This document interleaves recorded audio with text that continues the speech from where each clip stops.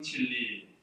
오늘 7절 하반절에 보면 사람이 무엇을 심든지 그대로 거둘 것이다 했습니다.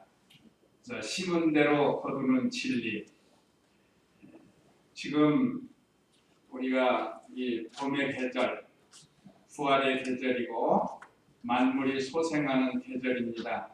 그래서 지난 시간에 우리가 씨 뿌리는 비유, 예수님께서 친히 가르쳐 주신 씨 뿌리는 비유를 통해서 씨는 하나님의 말씀이고 씨를 뿌리는 자는 예수님과 성도들이라고 했습니다. 그럼 같은 뭔가, 같은 사람의 마음밭이라고 했습니다. 밭의 종류는 4가지가 있다고 했습니다. 길가와 같은 밭, 골짜밭과 같은 밭, 가시덤불과 같은 밭, 그 다음에 옥토, 좋은 땅과 같은 밭. 그래서 우리는 옥토와 같은 마음밭이 되어서 하나님의 말씀의 씨를 잘 받아주고, 말씀의 씨는 생명이 있습니다. 생명. 요즘 농부들이 밭에다 씨를 많이 뿌리고, 우리 화단에도 지금 씨를 뿌렸는데 지금 새끼들이 다 올라와요. 참 신기하게 올라오고 있습니다. 지금은 무슨 식물인지를 잘 몰라요. 저 씨를 지금은 이렇게 자라나는 것은 뭐 씨를 뿌려놨더니 사방에서 지금 올라와요. 근데 이게 좀 자라면 이제 알 수가 있습니다. 그러니까 씨를 뿌려서 자라는 것 보니까 생명이 있다는 뜻이에요. 하나님의 말씀은 생명의 말씀입니다. 생명의 말씀이 우리 마음밭에 뿌려져서 거기서 이제 자라나서 마침내 30배, 60배, 100배의 결실을 하라는 귀한 말씀을 우리가 지난주에 배웠어요. 그래서 그러면 옥토가 되려면 어떻게 해야 된다고 그랬죠? 묵은 땅을 기경하라, 갈아 엎어야 된다고 그랬습니다. 그래서 우리 화단도 삽질을 해서 다 갈아 엎어가지고 이렇게 보들보들하게 한 다음에 거기다 씨를 뿌리고 그 위에다가 부드러운 흙을 덮어서 이렇게 이제 싹이 나오게 됐습니다. 그래서 우리 마음이 벌짝밭같이 완고하고 또 길가와 밭같이 굳어져 있고 또 가시덤불과 같은 그런 밭의 상태에서 우리가 회개하고 새로워져서 하나님의 말씀을 잘 받아서 씨가 뿌려질 때 열매를 잘 맺을 수 있으라고 우리에게 말씀을 주셨습니다. 오늘은 이어서 오늘 말씀은 심은 대로 거둔다는 거예요. 심은 대로. 자, 많이 심으면 많이 걷고 적게 심으면 적게 거둡니다. 이건 자연에 주신 진리예요. 하나님께서 자연을 통해서 주신 진리입니다. 안 심으면 걷지 못해요. 우리로 하여금 심으라는 거예요. 심어야 거둔다. 하나님께서는 심은 대로 거두게 해주신다고 했습니다. 세상 농사는 혹시 그렇지 못할 때가 있어요. 심었는데 병들어서 아니면 썩어서 비료를 잘못 주어가지고 몇 년 전에 우리 작은 밭이지만 꼬치대를 다 심었는데 다 죽었어요. 다 죽었어요. 왜 그런가? 거름을 해놓고 바로 심었다는 게 다 죽은 거예요. 그게 뭐 2주, 3주 지나서 이걸 심어야 되는데 거름해놓고 바로 흙 뒤집어가지고 그냥 심었더니 고치대가 다 말라 죽었어요. 이건 가스가 나와서 그렇대요. 가스가 다 사라지고 거름이 될 수 있도록 한 다음에 심어야 되는데 몰라가지고. 세상 농사는 그렇습니다. 그러나 우리가 하나님의 말씀을 이 믿음으로 잘 심으면 심은 대로 거두는 거예요. 자, 그러면 오늘 우리에게 무엇을 심으라고 했는가? 오늘 말씀은 세상 농사법을 들어가지고 우리에게 신령한 진리를 우리에게 주는데 오전 예배 말씀 요약 참조하시면 첫째, 다른 사람을 위하여 심으라. 하나님께서 다른 사람을 위해서 심으라고 했습니다. 그러면 거두게 된다. 1절, 2절. 그 다음에 자기 자신을 위해서 심으라. 3절에서 5절. 그 그러면 거둔다는 겁니다. 그 다음에 세 번째는 말씀을 가르치는 종을 위해 심으라. 6절에서 7절 말씀. 그 다음에 네 번째는 성령 하나님을 위하여 심으라. 8절로 10절. 자, 우리 농사법을 들어가지고 우리에게 신령한 것을 심을 것을 우리에게 가르쳐 주는데 오늘 이 말씀을 가지고 은혜를 받도록 하겠습니다.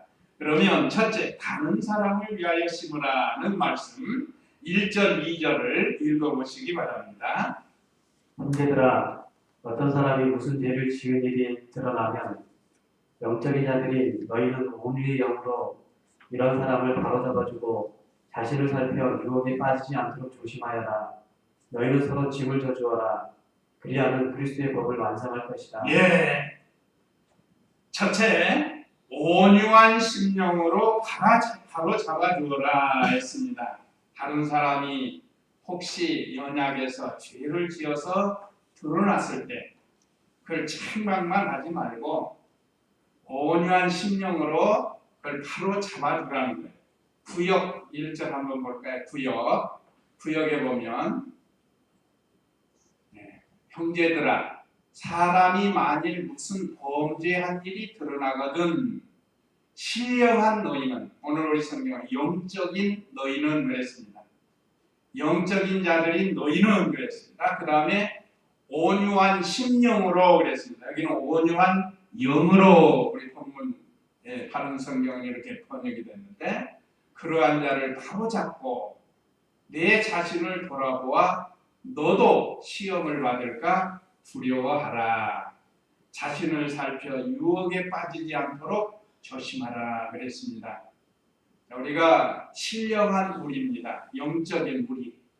우리가 어떻게 영적인 우리가 되었는가? 예수님을 믿고 우리 죽었던 영이 거듭나서 신령한 영, 하나님과 교통할 수 있는 이 영을 우리에게 주셨어요. 하지만 새 생명을 우리에게 주셨습니다. 이제 이 새 생명을 가진 우리는 신령한 성도예요. 신령하다는 건 세상 사람이 알 수 없고 우리는 하나님과 교통할 수 있는 그런 성도가 되었다는 거예요. 그래서 형제들아, 어떤 사람이 무슨 죄를 지은 일이 드러나면 그랬습니다. 범죄한 일이 드러나거든 그랬죠. 그러니까 우리가 살다 보면 연약해서 또는 실수해서 또는 깨닫지 못해서 우리 성도들이 잘못을 할 수 있습니다. 그럴 때 정죄만 하지 말고 그 연약한 성도를 신령한 영적인 우리 성도가 온유한 심령이라는 건 이번에 우리 성경에서도 그 문제가 나왔는데 이 사람은 영과 마음과 육으로 되어 있습니다. 이 삼부분설이라고도 하는데 이 부분설로 또 표현하기도 합니다. 이 부분설을 뭔가 하면 몸과 마음은 하나고 영을 하나로 나눠서 이 부분설로 말합니다. 그러나 원칙 성경에 보면 그 히브리서에 있는 말씀처럼 너희 영과 혼과 및 관절과 골수를 찔러 쪼개기까지라고 했습니다. 그리고 보면 혼은 마음을 가리키기도 합니다. 그래서 이 마음은 중립기관이라고 했습니다. 그래서 중생한 영, 새 사람이 마음을 쓸 수도 있고 옛사람이 부패한 성품이 마음을 쓸 수도 있습니다. 그래서 성경에 보면 우리의 마음이 어떤 때는 선한 일을 하고 우리의 마음이 어떤 때는 악한 것을 생각한다. 그러니까 이 마음은 중립기관이에요. 그런데 심령이라고 했으니까 이거는 우리 중생한 영에 붙들려 쓰는 마음. 이건 진리를 따라가는 마음입니다. 그러니까 이 심령으로 그러한 자를 바로 잡아주라는 거예요. 그래서 혹시 연약하고 부족하고 실수해서 잘못을 저질렀다. 우리 교회 안에 죄가 들어왔다. 그럴 때 신령한 너희들, 먼저 하나님의 은혜를 받고 영에 속한 너희들, 우리는 하나님의 영에 속한 성도들입니다.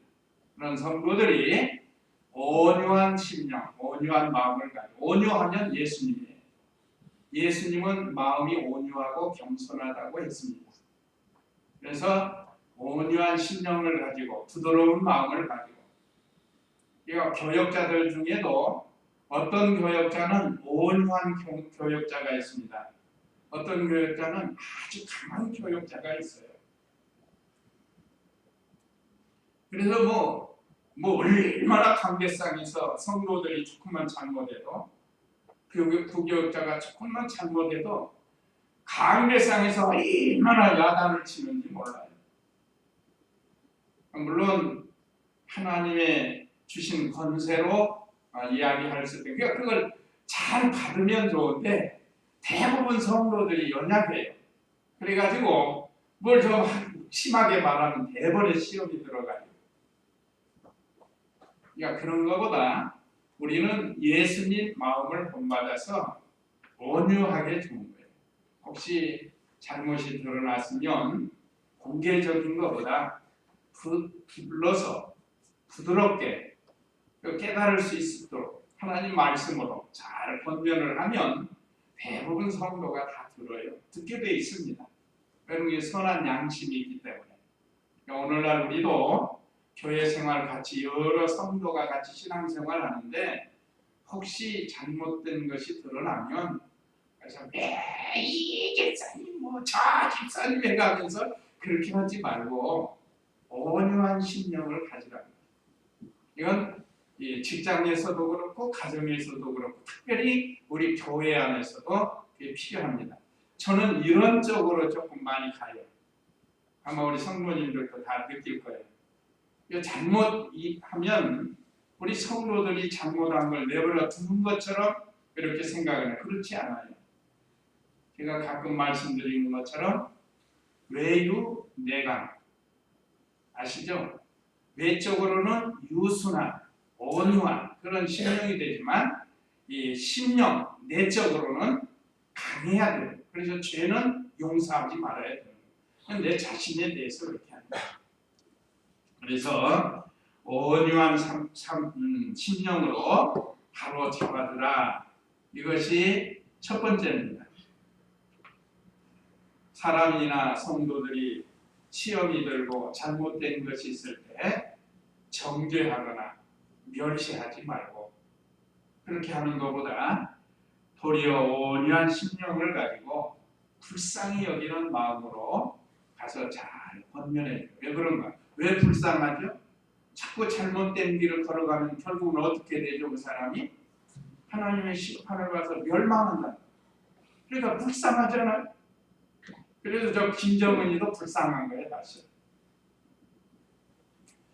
지금 뉴스를 보셔서 알지만 일본의 규슈 지방에서 대단한 지진이 일어났습니다.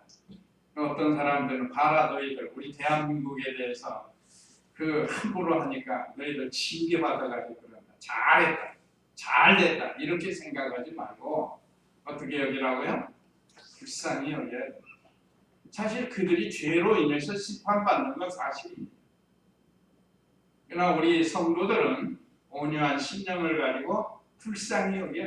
그래서 오히려 기도해 주는 거예요. 그 다음에는 자신을 돌아보아 유혹을 갖지 말라고 말씀했습니다. 그 1절 하반절에 보면 자신을 살펴 유혹에 빠지지 않도록 조심하여라.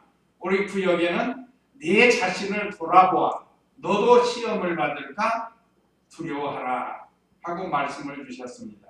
그런가 하면 형제가 어떤 잘못을 했는데 나는 일생 동안 그 잘못 안 할 것처럼 생각하지 말라는 거예요. 우리도 얼마든지 시험에 들 수 있는 연약한 사람인 것을 우리에게 가르쳐줍니다. 그래서 나도 잘못하면 저와 같은 죄를 지을 수 있다. 그래서 우리 자신을 살펴보라는 거예요. 내가 전에 그런 죄를 짓지 않았나 하고 생각할 수 있고 또 앞으로도 그 형제와 같은 죄를 지을 수 있는 가능성이 있다. 그렇기 때문에 형제들의 잘못을 보고 지나치게 멸시하고 청계하지 말라는 거예요. 대부분 자기는 괜찮다 하는 사람들, 자신감 있는 사람들이 그런 소리를 많이 해요. 그러나 그렇지 않습니다. 하나님 앞에서는 그 누구도 장담할 수가 없어요. 자녀들 문제도 그렇고, 우리 자신의 문제도 그렇고, 우리 가족들 문제도 그렇습니다. 이제 다른 사람이 이렇게 인정을 해줄 수는 있지만 자기 자신은 자신을 너무 이렇게 자신만만하게 가져서는 안 된다. 그것이 잘못하면 교만이 될 수 있습니다. 누구나 우리 사람은 연약해서 시험받을 가능성이 있어요. 그렇기 때문에 형제가 무슨 죄를 지었을 때 그걸 정죄하거나 멸시하지 말고 불쌍히 여기는 마음, 그게 바로 온유한 심령으로 그런 사람을 돌아보는 거예요. 가서 위로해주고, 어쩌다가 이렇게 됐습니까? 우리 회개하고 하나님 앞으로 나갑시다 하고 이렇게 잘 얘기해 줘야 된다. 그 다음에 2절에서는 서로 짐을 지고 예수님의 법을 이루라 하겠습니다. 2절에 보면 너희는 서로 짐을 져주어라. 그리하면 그리스도의 법을 완성할 것이다. 이것은 서로 책임감을 가지라는 거예요. 책임감. 우리가 가족에서도 그렇죠. 자녀가 잘못하면 부모에 대한 책임이 있어요. 부모가 잘못하면 자녀가 그 책임을 느끼는 거예요. 그래서 우리 교회는 예수님이 피로 값주고 산 한 형제 자매라고 했습니다. 그래서 한 아버지를 섬기게 돼 있어요. 그래서 어떤 형제가 잘못했을 때는 이렇게 서로 책임 의식을 가지고 그 짐을 져주는 거예요, 같이.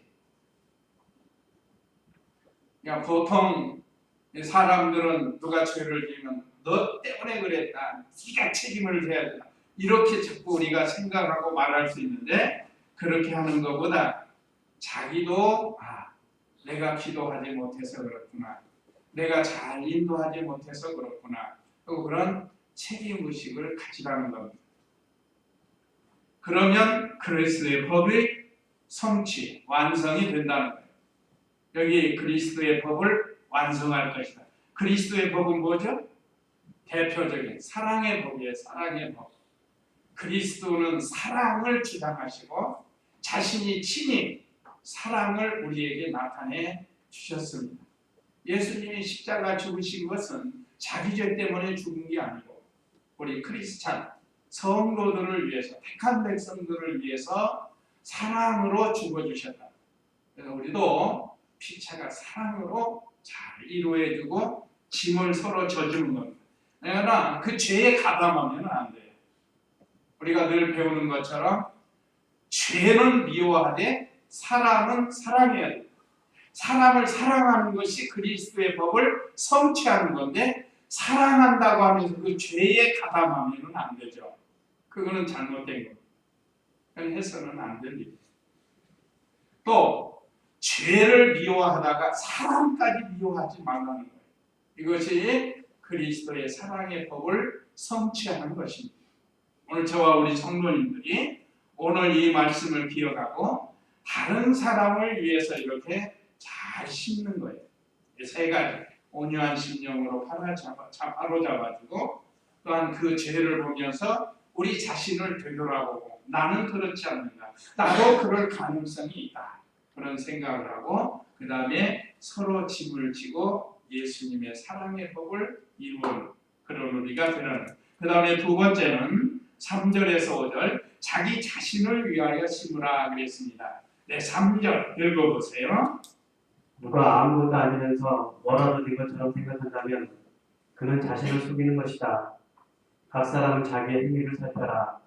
그리하면 오직 자기 안에서만 자랑할 것이 있고 다른 이에게는 없을 것이다.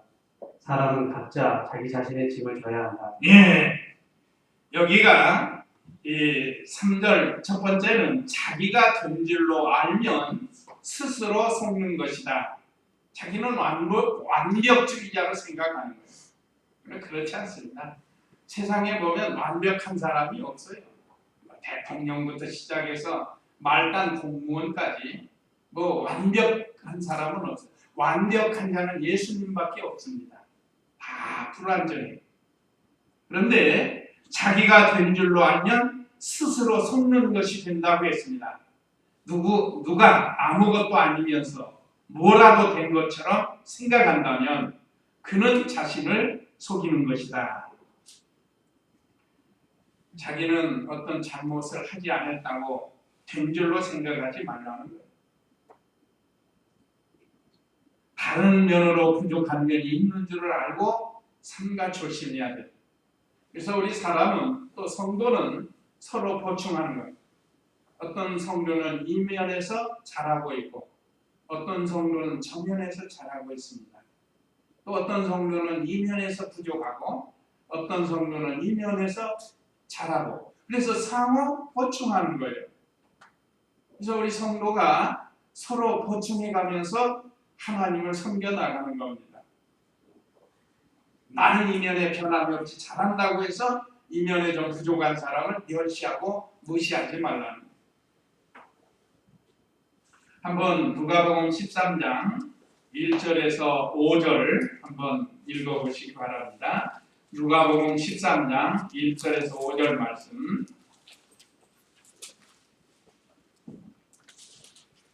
바로 그때 몇몇이 예수께 와서 갈릴리 사람들에 관하여 보고하기를 빌라도가 갈릴리 사람들의 피를 그들의 희생 제물과 함께 섞이게 하였다고 하니 예수께서 그들에게 대답하여 말씀하셨다. 너희는 이 갈릴리 사람들이 이런 변을 당했다고 해서 그들이 다른 모든 갈릴리 사람들보다 더 큰 죄인들이라고 생각하느냐? 아니다. 내가 너희에게 말하는데 너희도 회개하지 않으면 모두 그렇게 망할 것이다. 또 실로암에서 탑이 무너져서 깔려 죽은 저 18명이 예루살렘에 사는 모든 사람들보다 더 큰 죄인들이라고 생각하느냐? 아니다. 내가 너희에게 말하니 너희도 많은 회개치 아니하면 모두 그렇게 망할 것이다. 예, 두 가지를 들어서 예수님께서 말씀하신 겁니다. 첫째는 빌라도가 자기 어떤 정치적인 목적을 가지고 갈릴리 사람들을 죽였다. 사람이 이런 거 보면 저 사람이 무슨 죄를 지었다고 정죄를 한다. 그러니까 예수님은 그게 아니라는 거예요. 그래서 갈릴리 사람들 몇 사람을 죽여서 그 피를 희생의 제물로 드렸다.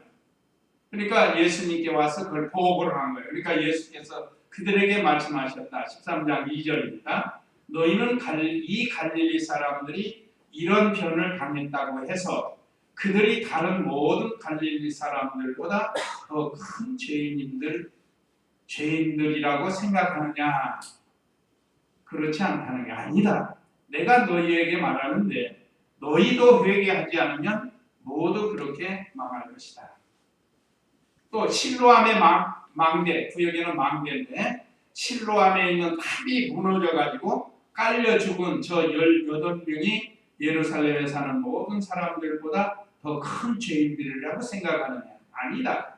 내가 너희에게 말하니 너희도 만일 회개하지 않으면 모두 그렇게 망할 것이다. 그러니까 우리가 사람들이 다른 사람이 이렇게 되면 저 사람이 무슨 죄를 지어서 그렇다. 옛날 우리 시골에서부터 그런 일이 있어요. 여름에는 소나기가 오면서 번개를 많이 쳐요.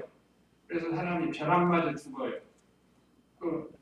벼락 맞아 죽는 건 이런 우산 쇠붙이 들고 가다가 거기 쳐서 죽을 수 있거든요. 근데 보통 사람들은 저 사람 죄 때문에 벼락 맞아 죽었다. 보통 그렇게 생각을 합니다. 저도 어렸을 때는 그렇게 듣고 그렇게 생각을 했어요. 그런데 이 성경을 배우면 아니다라는 거예요. 사람이 아무리 선한 사람도 어떤 비바람이 오고 번개 칠 때 잘못 피하면 죽어요. 벼락 맞아 죽어요. 거기 벼락이 떨어져가지고. 그럴 수 있어요. 그런데 보통 사람들은 그런 거예요. 아까 말씀드린 것처럼 일본에서 지진 난 거, 그것도 저 봐라. 특별히 우리나라 사람들은 많이 그렇게 생각할 수도 있어요. 저렇게 죄를 지으니까 저 사람들 저렇게 그렇다. 그러니까 본인들은 그렇게 생각해야 돼요. 본인들은 그렇게 생각을 해야 돼요. 본인들은. 그러나 다른 사람들은 정죄하지 말라는 거예요. 이것이 주님이 우리에게 가르쳐 주는 거예요. 지금 우리 주위에서 생활 속에서도 그렇습니다. 우리는 이런 정죄하는 자리에 빠지지 말라는 거예요. 그것이 예수님께서 자기가 된 줄로 알면 스스로 속는 것이다 라고 말씀하신 것을 오늘 여기 예수님이 말씀하신 누가복음 13장에서 두 가지를 들어서 이렇게 말씀했습니다. 너희도 회개치 않으면 이와 같이 망한다. 우리가 다 죄가 있어요. 그래서 우리에게는 회개할 수 있는 길을 주셨습니다. 그래서 우리의 표준은 이 세상이 아니고 우리의 표준은 누구라고 그랬죠? 우리의 표대, 우리의 표준. 누구죠? 예수님이. 우리의 표준은 예수님입니다. 세상 바라보지 말라는. 세상이 우리의 표준은 아닙니다. 그걸 우리에게 가르쳐주고 두 번째 4절에서는 자기를 살피고 남에게 자랑하지 말라 그랬습니다. 먼저 이런 사건들이 생길 때 우리 자신을 되돌아보라는 거예요. 살피라 그랬는데 4절에 보면 각 사람은 자기 행위를 살펴라 그랬죠. 자, 어떤 사건이 생기고 어떤 문제가 생길 때 우리 자신을 살펴보는 거예요. 그래서 그 일을 통해서 내 자신이 바로 행해야 된다는 거예요. 살피라는 것은 우리 자신을 하나님의 말씀에 비춰보라는 거예요. 말씀의 거울을 삼아가지고 거울로 우리 자신을 비춰보는 거예요. 말씀이 우리의 거울이 됩니다. 그 거울로 비춰보면 우리 자신의 심지어 겉사람이 아니라 우리 속사람이 다 드러나게 돼 있습니다. 우리가 보통 거울을 보면 우리 겉만 보잖아요. 얼굴이나 옷, 매무새 같은 거 이런 것들을 보게 돼요. 얼굴에 뭐 묻었나, 화장은 잘 됐나. 그걸 거울을 보면 알 수 있어요. 근데 우리 속사람은 뭘로 봐야 되는가? 하나님의 말씀의 거울로 비춰보라. 이것이 자신을 살펴보는 겁니다. 그래서 자기를 살피는 사람은 형제의 눈 속에 있는 티를 보고 자신의 눈 속에 있는 들보를 보게 돼 있어요. 근데 보통 자기 눈에 들보는 보지 않냐고 형제의 눈에 있는 티를 본다. 이게 들보와 눈 차이는 엄청난 차이예요. 자기 속에 있는 이 부패한 성품을 바라보지 못하고 형제의 껍데기처럼 드러나는 티를 보고 정죄하고 멸시하고 하는 이런 일을 하지 말라고 주님께서 가르쳐주고 계십니다. 내가 이런 사람은 사실 아무것도 자랑할 것이 없어요. 자랑할 것은 오직 하나님의 은혜만 자랑합니다. 참으로 부족한 사람은 예수님처럼 온유 겸손해져서 세상에 내놓을 게 없어요. 사실 우리의 자랑할 것은 하나님만 자랑할 것밖에 없어요. 근데 뭐 보통 사람들 뭐 자랑하고 뭐 그렇게 자랑할 게 많은지 듣는 사람이 참 안타까울 때가 있어요. 자, 우리는 하나님 은혜만 자랑하고 참 믿음 지키는 것을 우리 속으로 자랑을 삼아야 됩니다.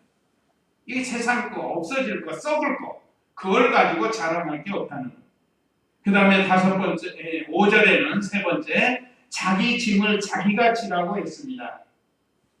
5절에 보면 사람은 각자 자기 자신의 짐을 져야 한다. 아까 2절에서는 짐을 서로 지라고 했죠. 짐을 서로 지라고 했는데 이번에는 이 자기 짐을 자기가 지라고 했습니다. 그러니까 아까 그것은 다른 사람에 대한 도리, 2절은 다른 사람에 대한 도리를 가리키고 오늘 여기 5절은 자기에 대한 도리를 말씀하신 겁니다. 얼마나 참 감사한 일이에요.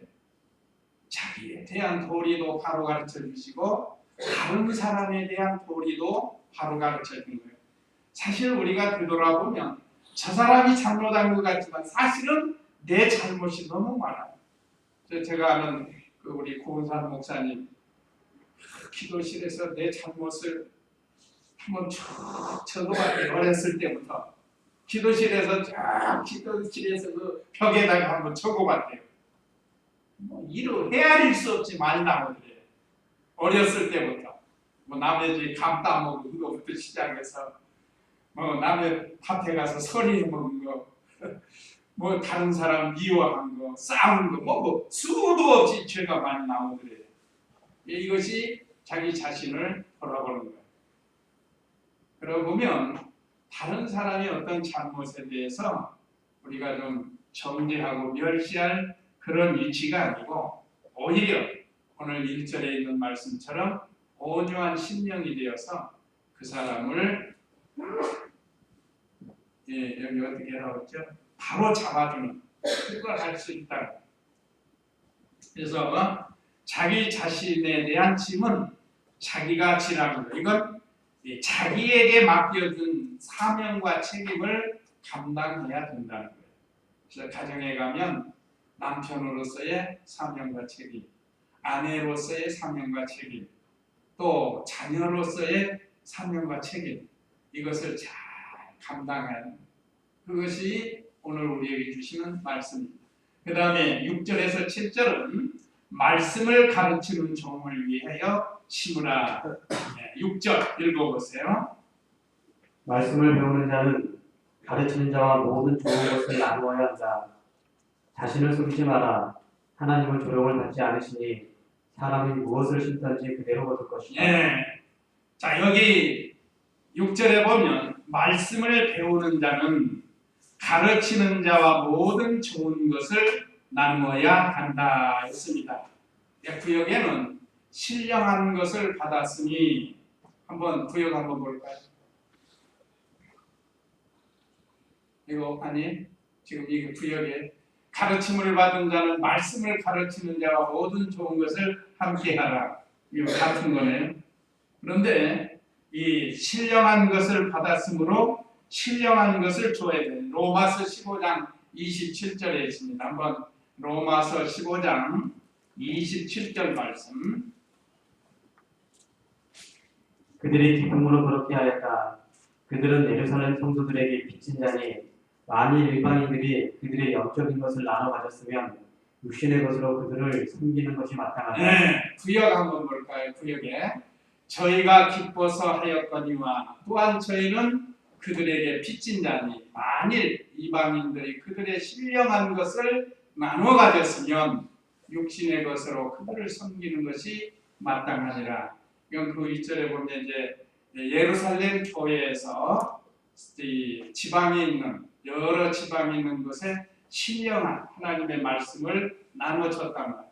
그러니까 그걸 받은 성도들은 가르침을 받았으니까 이제는 물질로 잘 대접을 해야 한다는 것입니다. 이 내용이 그거예요. 27절에 그들이 기쁨으로 그렇게 하였다. 그들은 예루살렘 성도들에게 빚진 자니 만일 이방인들이 그들의 영적인 것, 신령한 것을 나누어 가졌으면 육신의 것으로 그들을 섬기는 것이 마땅하다. 이것이 심는 겁니다. 심는 것. 말씀을 가르치는 종을 위해서 심으면 신령한 것으로 거두게 된다. 그리고 7절에서는 대접하지 않으면 스스로 속는다고 했습니다. 오늘 여기 본문 7절에 자신을 속이지 마라. 하나님은 조롱을 받지 않으시니 속이지 말라는 교역자를 물질로 대접하지 않으면 믿음을 쓰지 않는 것이기 때문에 스스로 속는 거고 하나님을 조롱하는 것이 된다고 했습니다. 그래서 구약 시대에도 제사장들은 다른 지파에서 이렇게 잘 대접할 수 있도록 그렇게 했습니다. 특별히 레위 지파는 하나님께서 특별히 나머지 11지파에서 대접할 수 있도록 그렇게 제도로 삼으셨습니다.